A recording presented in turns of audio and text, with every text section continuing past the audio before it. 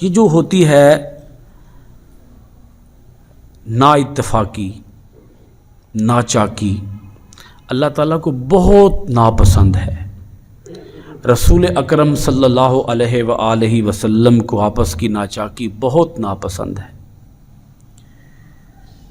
وہ بڑی مشہور و معروف حدیث پاک ہے، رسول اکرم صلی اللہ علیہ وآلہ وسلم نے صحابہ اکرام کو ساتھ لیا اور آپ نے ارشاد فرمایا کہ آؤ میں تمہیں آج بتاتا ہوں شب قدر کون سی رات ہوتی ہے۔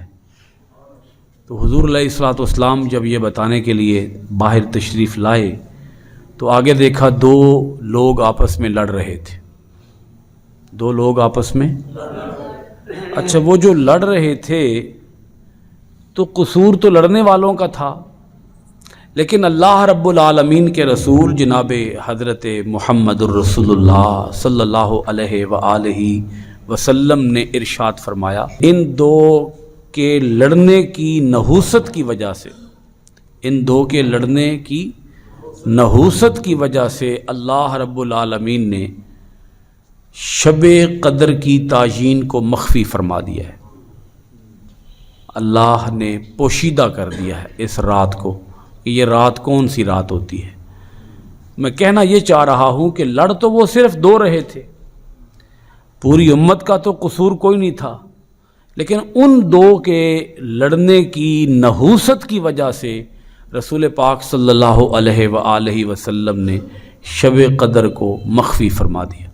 فرمایا اب اسے تلاش کرو ماہ رمضان کے آخری عشرے کی طاق راتوں کے اندر، 21 کو، 23 کو، 25 کو، 27 کو، 29 کو، آخری عشرے کی طاق راتوں کے اندر اس رات کو تلاش کرو۔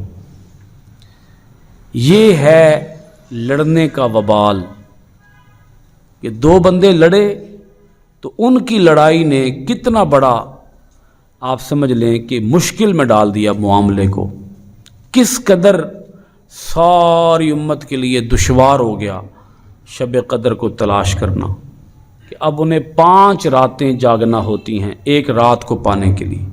تو اگر یہ دو نہ لڑتے، وہ جو لڑ رہے تھے، تو آج پوری امت کے لیے آسانی ہو جاتی، پتہ ہوتا ایک ہی رات ہوتی، اسی ایک رات کو جاگتی اور ہر ایک کو پتہ ہوتا کہ آج شب قدر ہے۔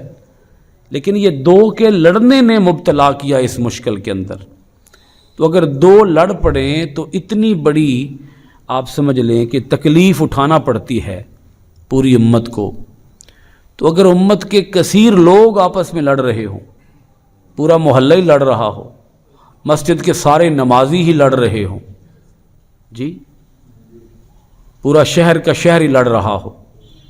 وہ کسی نے کہا تھا میرا تو اس شہر عداوت میں بسیرا ہے جہاں، میرا اس شہر عداوت میں بسیرا ہے جہاں، لوگ سجدوں میں بھی لوگوں کا برا ہی سوچتے ہیں۔